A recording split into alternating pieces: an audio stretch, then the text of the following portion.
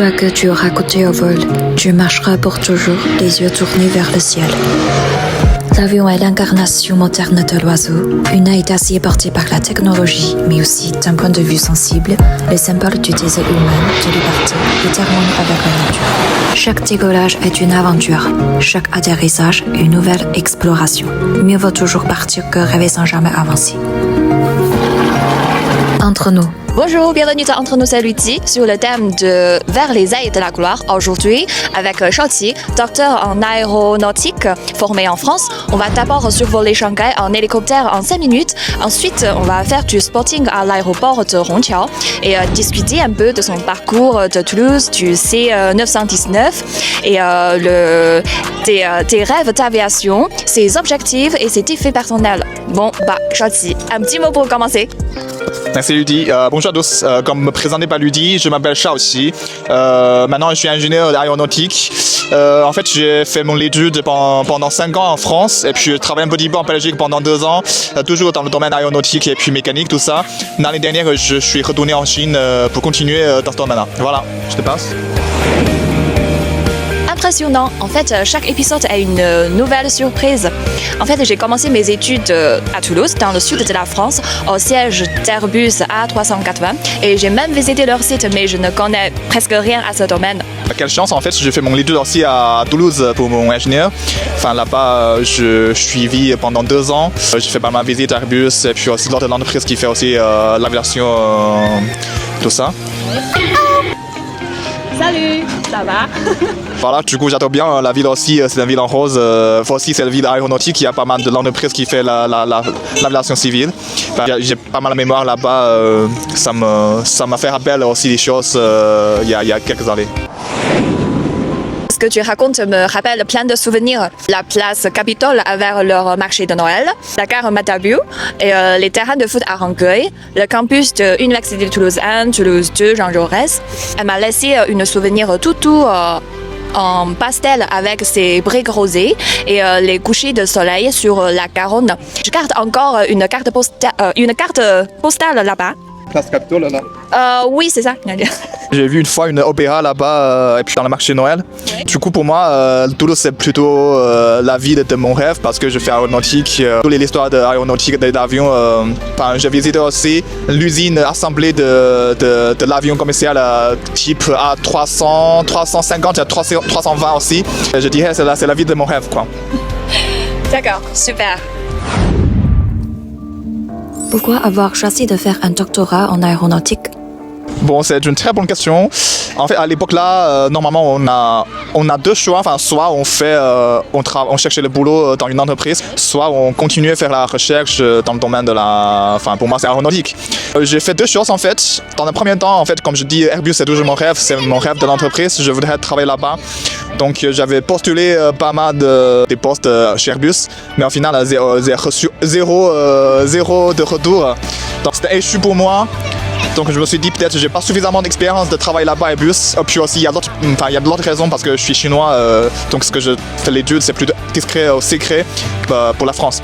Je me suis dit ok, il faut que je prenne le 2e chemin, c'est de continuer à faire la recherche dans mon domaine de aéronautique. Je suis toujours de la personne qui a la curiosité par la théorie, aussi par tous les trucs derrière de tout ce que j'apprends. Donc je me dis c'est plutôt un choix plutôt logique. Doctoral à Nantes, c'est une autre ville, petite ville par rapport à Paris, quoi. Franchement, tu es quelqu'un de très organisé et déterminé. Et du coup, quelle ville tu préfères? La ville en France ou en Belgique? Pourquoi? J'ai habité pas mal de villes en France, Bordeaux pendant 6 mois pour mon stage de fin d'études. Après ma thèse, je suis allé à Bruxelles, la capitale de Belgique. Pour moi, toutes ces villes-là sont différentes. En France, c'est plutôt les villes de l'étude. Là-bas, j'ai fait mon étude, j'ai vraiment travaillé au fond pour prendre le français, pour prendre des choses, connaissances professionnelles. J'ai pas mal d'amis aussi. C'est vraiment toujours dans le campus de l'université.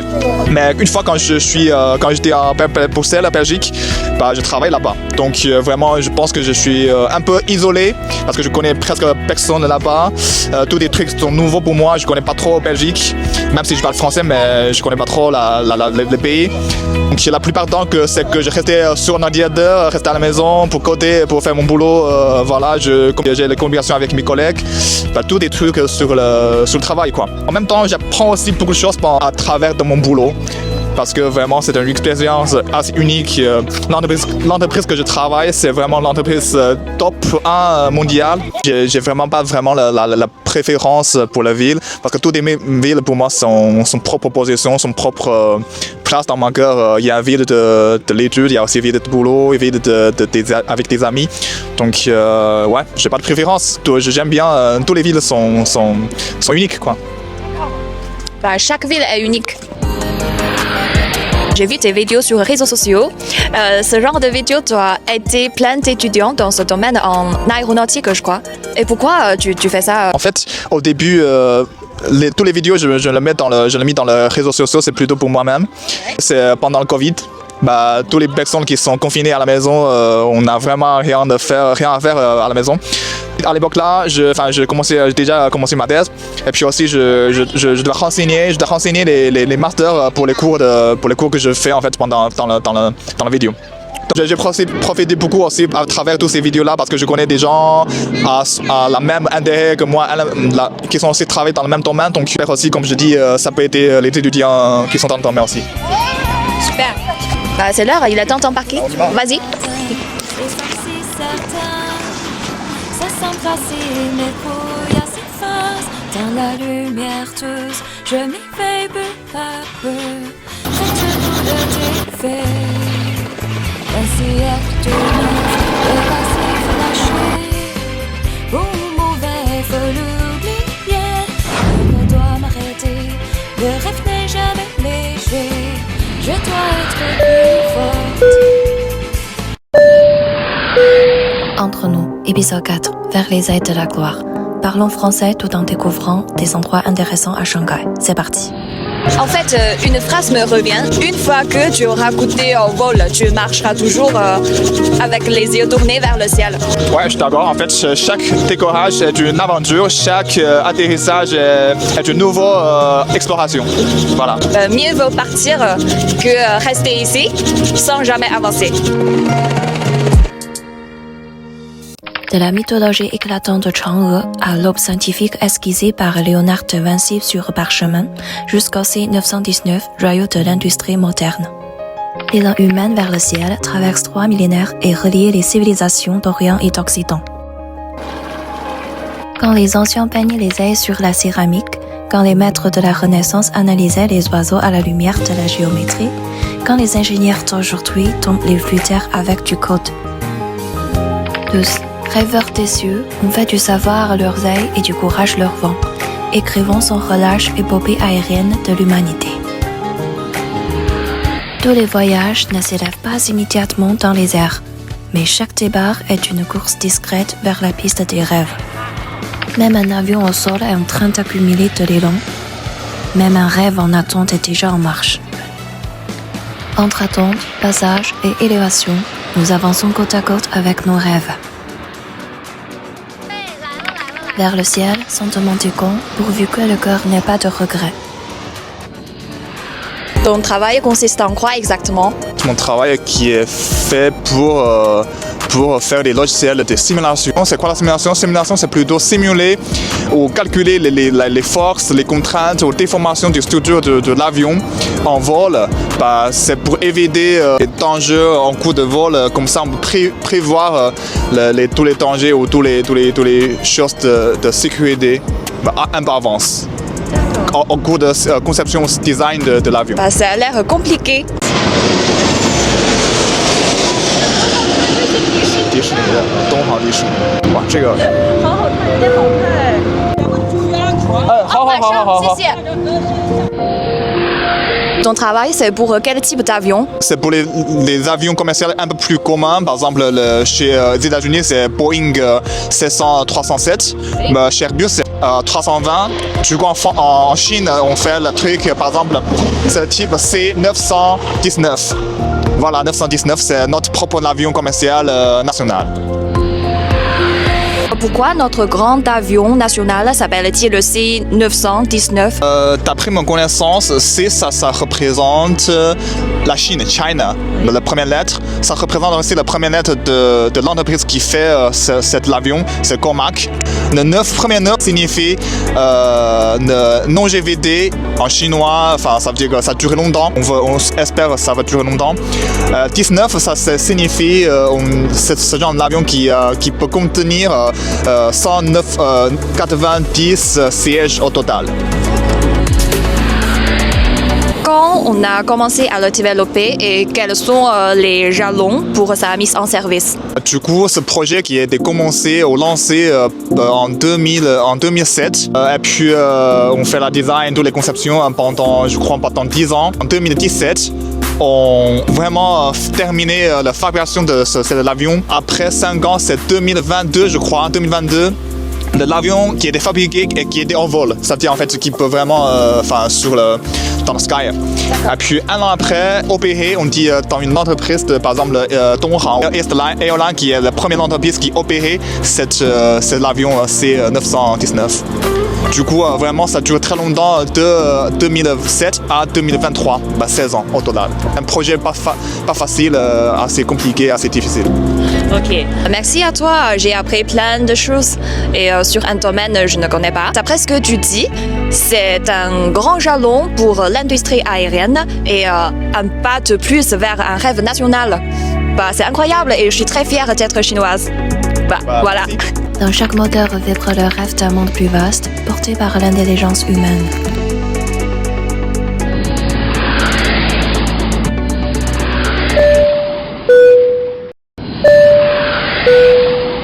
C'est la puissance du cœur qui est la chose la plus importante. C'est le premier avion qu'on a le même type comme Airbus et puis Boeing. Même si c'est un rêve national, mais du coup c'est aussi un rêve personnel. Mon rêve, c'est de vivre une vie vivante. Bien travailler, bien vivre. La vie vivante. Du coup, quel est l'impact symbolique du C919? C'est le premier avion qu'on a le même type comme Airbus et puis Boeing. Airbus, on a A320 et puis Boeing, on a 737. Ça représente qu'on a la capacité de vraiment faire la même type de l'avion comme les États-Unis, aussi comme l'Europe. Donc maintenant, on essaie de prendre la 3e place mondiale dans ce domaine. On a A représente Airbus en Europe, on a Boeing B représente les États-Unis. Du coup maintenant on a C. Vraiment C, ça représente nous la Chine. D'accord. Et C, ça représente également compétition, compétence et tout. Je crois que C919, c'est pas seulement un avion, c'est également un rêve national pour nous. Et du coup, pour toi personnellement, c'est quoi ton rêve? Comme je dirais, même si c'est un rêve national, mais du coup c'est aussi un rêve personnel. On dit la rêve de Chinois, tous les Chinois. Enfin, on veut vraiment avoir le propre avion qui envole, prendre une place importante dans le marché international avec Boeing et puis Airbus. Personnellement, j'aime bien aussi faire une petite contribution à ce grand projet-là. J'ai juste fait mon propre boulot, prendre mon effort. Je pense que ça se fait. Ça se fait parce qu'on a plein de personnes qui font la même chose. D'accord, ok. C'est super. Alors, c'est quoi ton rêve? Mon rêve, je dirais qu'avant, j'étais quelqu'un sans rêve. C'est vraiment vers 30 ans, j'ai commencé à me reconnaître, à me découvrir, à savoir ce que j'aime faire, ce que j'ai envie de faire. Par exemple, j'aime aussi ce que je fais maintenant avec cette série Entre nous. Ça me permet de continuer à parler français, découvrir des endroits intéressants à Shanghai et rencontrer des francophones passionnés. Et j'aime faire plein de choses, par exemple chanter en français, faire des photos, faire du montage, décorer mon appartement avec des petits trucs mignons. Oui, voilà, ça me donne de l'énergie et du bonheur. Du coup, je me dirais, mon rêve, c'est de vivre une vie vivante. La vie vivante, c'est mon rêve, voilà. D'accord, c'est intéressant. Quels sont tes objectifs et tes défis personnels.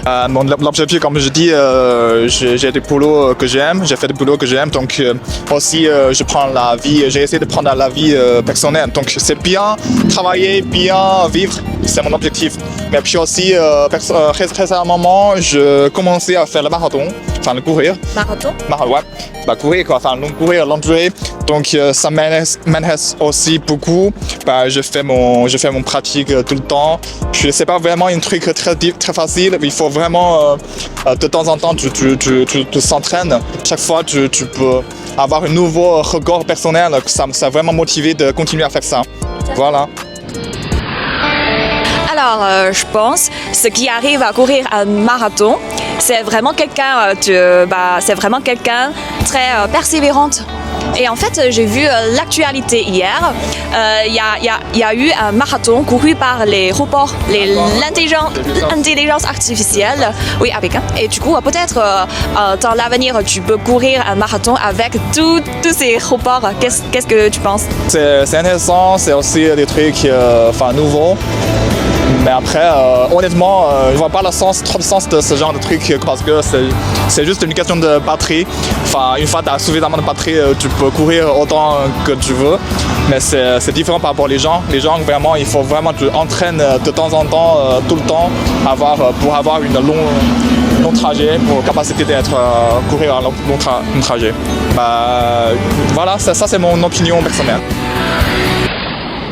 Ah oui, je suis d'accord avec toi, tu as raison. En fait, la batterie, c'est un peu comme le moteur, la motivation. Et la motivation n'est pas seulement pour humaine, c'est aussi pour l'avion. Et c'est le moteur qui compte. C'est la puissance du cœur qui est la chose la plus importante. Voilà. Oui. Merci à toi. Aujourd'hui, j'ai adoré cette journée. J'ai appris plein de choses sur un domaine que je connais pas vraiment. Et c'était ma première fois en vol privé et on a vu plein d'avions. Bon, j'espère que tu réaliseras tous tes objectifs dans l'avenir et bon courage pour la suite. Merci à toi, Ludy. Du coup, en fait, c'est aussi la première fois que je prends la privé hélicoptère. Donc, merci vraiment à toi de m'accueil sur ton chaîne.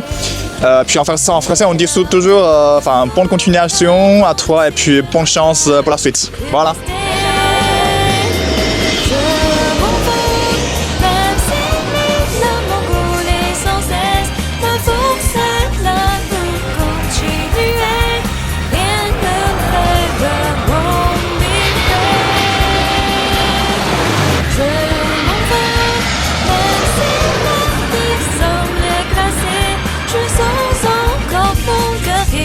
Toujours, rien ne me fait peur, won't be afraid. Rien ne me fait peur, c'est Ludy. Bonjour, bienvenue dans Entre nous et Ludy sur le thème de Vers les ailes de la gloire. Aujourd'hui, avec Shotzi, va d'abord survoler Shanghai en hélicoptère en 5 minutes. Ensuite, on va faire du spotting à l'aéroport de Hongqiao. Je m'appelle Shotzi, maintenant je suis ingénieur dans le domaine aéronautique. J'ai fait mes études en France pendant 5 ans et puis je travaille aussi un petit peu en Belgique pendant 2 ans. Donc maintenant, l'année dernière, je suis retourné en Chine pour continuer à travailler dans ce domaine-là. Voilà. Coming soon.